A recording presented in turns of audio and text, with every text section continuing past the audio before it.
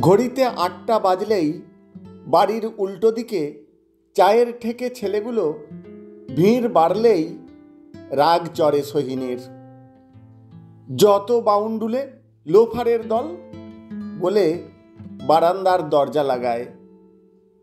স্বামী রোহিত বুঝিয়েছে ওরা দুদণ্ড মনের কথা বলে, আড্ডা দেয়।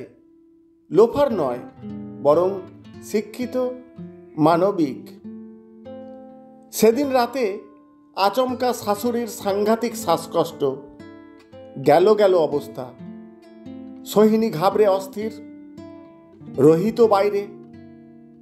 ডাক্তারবাবু শুনে হাসপাতালে ভর্তির পরামর্শ দিলেন। কাজের মেয়ে চম্পা বুদ্ধি করে বেরিয়ে চায়ের ঠেকে সাহায্য চাইতেই ছেলেগুলো হাজির।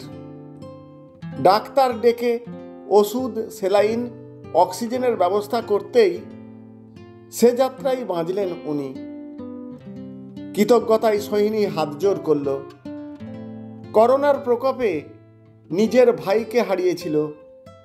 আজ বাউন্ডলেগুলোর মুখে দিদি ডাক শুনে সোহিনীর চোখ আনন্দে ভিজে যায়। গল্প বাউন্ডুলে, কলমে রানা চ্যাটার্জি, পাঠে শ্যাম সুন্দর পসারি। নমস্কার।